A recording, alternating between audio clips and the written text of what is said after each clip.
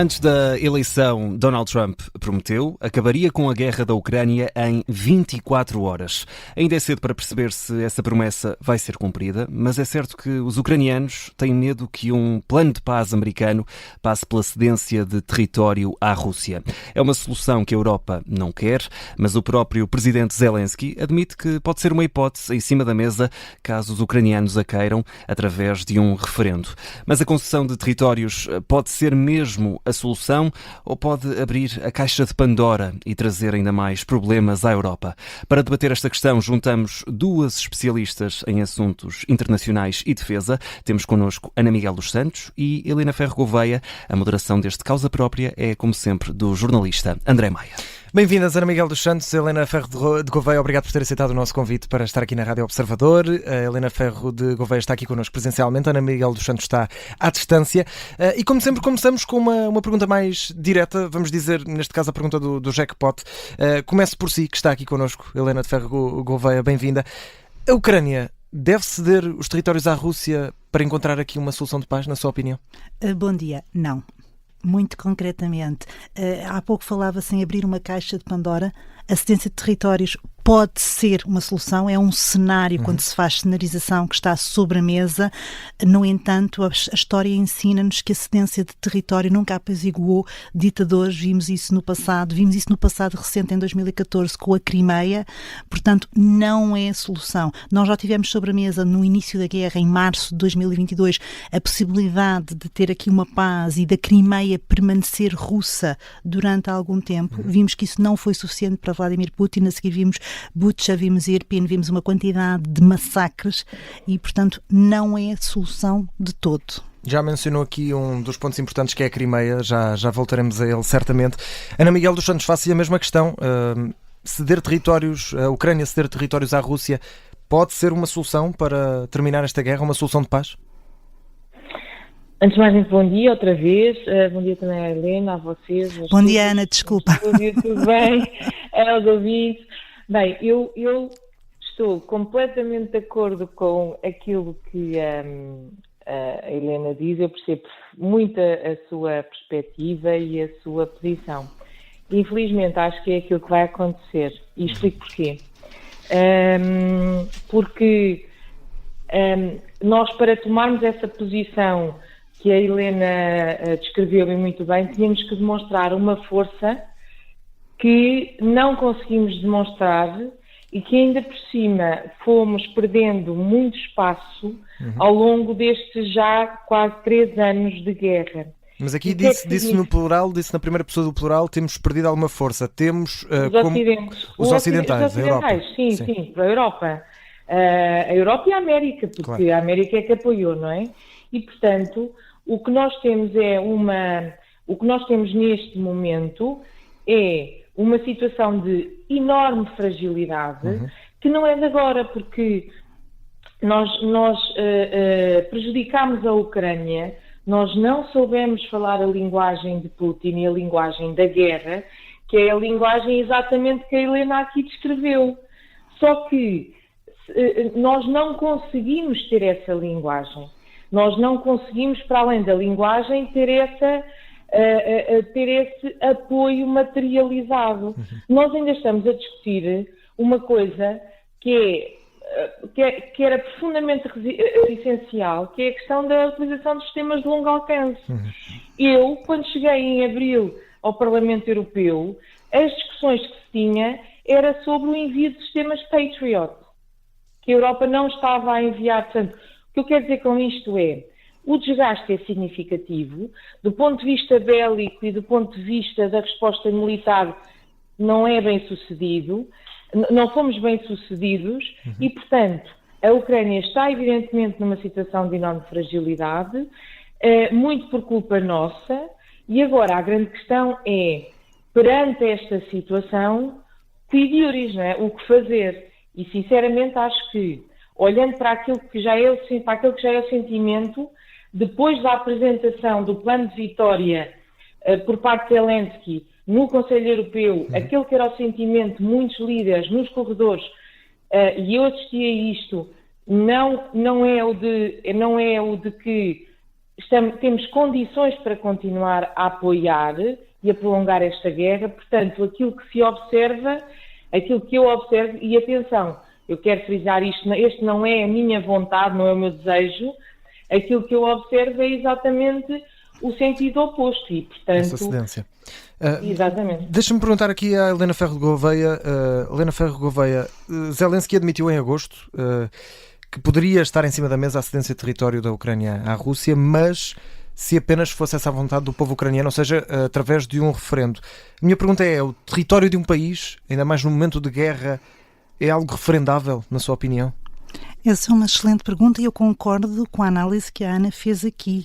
E é, de facto, a cobardia ocidental, a incapacidade de liderança, a lentidão na tomada de decisão e, sobretudo, a aversão que a Europa, que vive um longuíssimo período de paz e está convicta que essa paz é kantiana e que é eterna, e não é. E nós sabemos, mais uma vez, o conhecimento da história ajuda-nos a perceber isso e vai chegar um momento. É por isso que eu temo aqui a caixa de Pandora.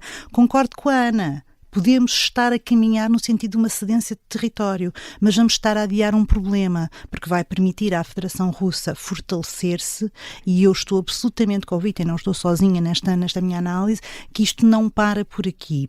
Em relação à cedência de território, poderá haver cedência de território, mas nós não estamos a falar só de território. Estamos a falar daqueles oblastes em particular, anexados ilegalmente. São oblastes riquíssimos do ponto de vista dos recursos nacionais, são os oblastes que têm a ligação ao mar. Portanto, a cedência daquele território torna a Ucrânia num estado interior, inviabiliza a Ucrânia economicamente, transforma uma Ucrânia futura num país amputado da sua capacidade económica. Portanto, Putin não precisa de conquistar toda a Ucrânia, que, como nós sabemos, tem dimensões muito grandes, é o maior país da Europa.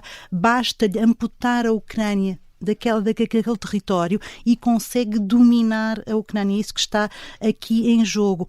E depois é a questão dos referentes, é sempre uma questão muito particular. Estamos a falar de território, estamos a falar das pessoas que lá estão dentro. Em que condições é que há estes referentes? Vão os ucranianos? Claro que há aqui um grande cansaço e, sobretudo, portanto, não apenas nas opiniões públicas ocidentais, norte-americanas, europeias. Isso é verdade que existe. Há aqui um grande desgaste e as guerras são coisas, sobretudo para quem não está nelas, são coisas muito chatas que nos maçam, sempre pessoas a morrer, sempre prédios a ser destruídos. Eu estou aqui a ser irónica, mas para nós é fácil, que estamos nas nossas casas em Lisboa, confortáveis nos nossos sofás, condoemos-nos, mas não é connosco. Tem sido terrível para os ucranianos estes 3 anos de guerra e de guerra.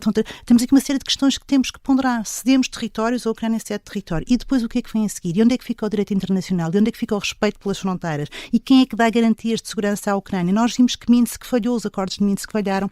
Nós vimos que todos os acordos que foram feitos a quando da cedência do arsenal nuclear pela Ucrânia, portanto, falharam. Vamos confiar na Rússia de Putin. O que é que nós estamos aqui, portanto, a abrir aqui muitas questões que os líderes europeus, por muito desagradáveis que sejam, e eu concordo com a Ana, nos corredores há muito que se tenta, portanto, esta negociação, aliás, vimos ontem no telefonema entre o chanceler Scholz e Putin, portanto, se por um lado Scholz foi vocal naquilo que é crítica, mas isto é muito fácil de fazer, o criticar alguém que agrediu, que é o agressor, referiu a questão dos norte-coreanos como sendo uma escalada, mas a palavra escalada também já perdeu o sentido, porque nós andamos de escalada em escalada. Sim. E, portanto, já perdeu o sentido.